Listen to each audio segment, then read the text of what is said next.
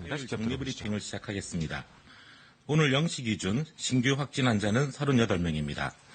지역사회 감염은 36명이고 2명은 해외 유입 사례입니다. 오늘 0시까지 발생한 확진 환자는 총 11,541명이며 1,446명이 완치되어 격리 해제되었습니다. 823명의 환자들이 치료를 받고 있습니다.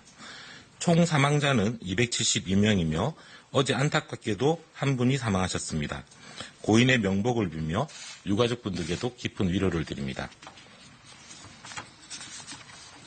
오늘 박능우 중대본 1차장 주재로 열린 중대본 회의에서는 관계부처와 17개 시도가 모여 코로나19 대응을 위해 협의가 필요한 사항에 대해서 논의하였습니다.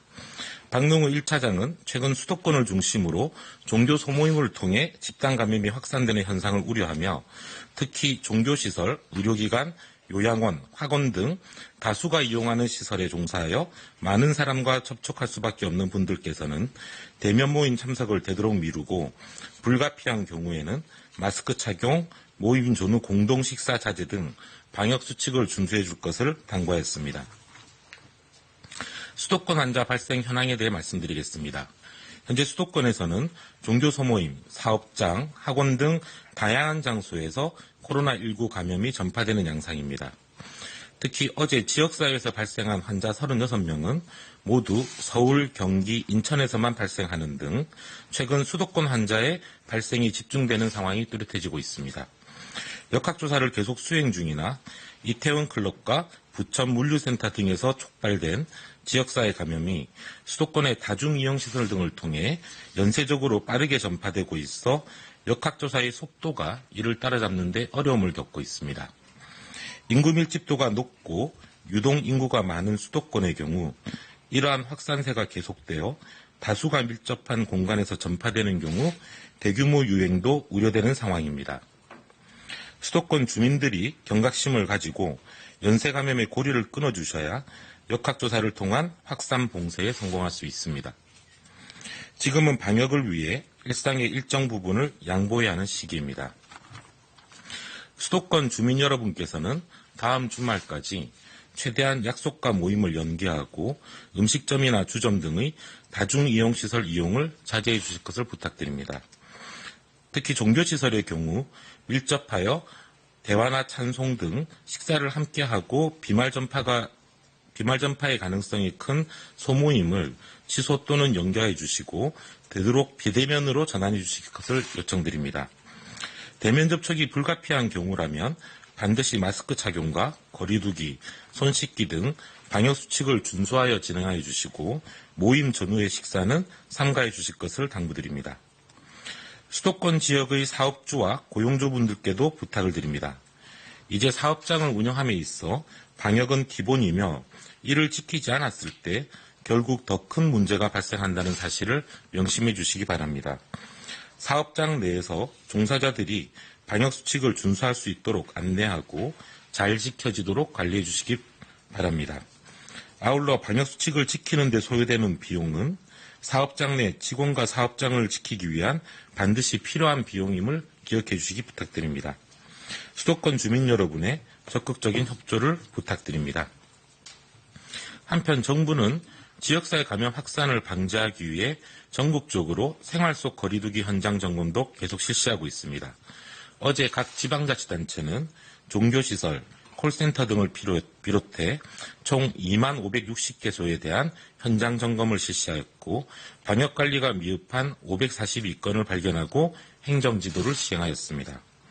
또한 유흥시설, 학원과 독서실, 실내체육시설 등 총 103개소에 대해서 중앙에 합동점검을 실시하였습니다. 이와 함께 유흥시설에 대한 심야시간 특별점검도 계속 이루어지고 있습니다. 클럽이나 감성주점 등 5,218개소에 대해 지자체, 경찰, 식약처 등 180개 특별점검단이 합동점검을 실시하였고 집합금지 조치를 불이행한 한 개 업소를 적발하여 고발하였습니다. 코로나19의 연구와 해외활동 지원에 대해 설명드리겠습니다. 정부는 코로나19 연구를 보다 활성화하기 위하여 기관생명윤리위원회 IRB 제도에 대한 설명회를 내일 오후 2시에 개최합니다. 기관생명윤리위원회는 연구계획서의 윤리적, 과학적 타당성을 심의하여 연구의 생명윤리와 안전을 확보하는 곳으로서 연구 개시 전에 필수적으로 연구계획에 대한 기관생명윤리위원회 승인을 받아야 합니다. 설명회에서는 코로나19 연구와 임상시험을 위한 IRB 제도 활용 방법과 혈액이나 상기도 검체와 같은 인체 유래물을 활용하는 절차 등에 대한 정보를 상세히 안내하여 코로나19 연구를 준비 중인 산업계나 의학연구계의 이해를 도울 예정입니다.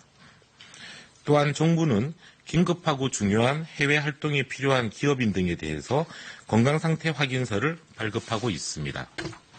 3월에 300여 건을 시작으로 4월과 5월에는 한 달에 1,700여 건을 발급하여 월 발급 건수가 계속 증가하고 있는 중입니다. 현재 25개 기관에서 하루 최대 550건을 발급하고 있으며 앞으로 수요가 증가하면 그 수를 늘려가도록 하겠습니다. 해외 활동이 필요한 기업인이나 외교관 등께서 적극적으로 신청을 해주시기 바랍니다. 내일부터는 우리 아이들의 3차 등교가 예정되어 있습니다. 학생들이 학교에서 선생님의 수업을 듣고 친구들과 추억을 만들어가는 일이 코로나 발생 이전에는 너무나 당연한 것들이었습니다. 하지만 이제 우리는 이것이 얼마나 소중한 일인지 알고 있습니다. 그리고 그동안 여기까지 오는데 우리가 얼마나 많은 노력을 하였는지도 알고 있습니다. 어렵게 시작된 등교 수업을 지켜내기 위해 사회 전체의 지속적인 노력이 필요한 순간입니다. 최근 방역수칙을 제대로 지키지 않고 다중이용시설을 이용하거나 모임을 하는 경우가 늘고 있습니다. 코로나19는 우리가 방심하고 있는 순간에는 어김없이 조용하고 빠르게 확산되고 있습니다. 적어도 치료제와 백신이 개발되기 전까지 우리는 코로나19가 없는 삶을 살아갈 수는 없습니다. 그동안 코로나19와 긴 시간을 함께하면서 알게 된 사실들도 몇 가지 있습니다. 코로나19는 전파 속도가 빠르고 무증상 감염자에 의한 조용한 전파가 가능하여 확산을 차단하는 것이 방역당국의 노력만으로는 결코 쉬운 일이 아니라는 것을 알게 되었습니다.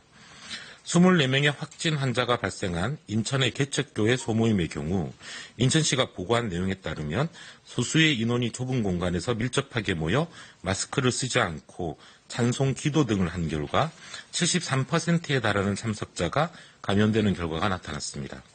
특히 확진된 환자 24명 중 71% 17명이 최초에는 무증상이어서 증상만으로 이 구성원들이 감염을 의심하기는 어려웠을 것입니다. 반면에 방역수칙을 철저히 준수한 경우는 이러한 확산을 차단할 수 있다는 사실도 함께 알게 되었습니다.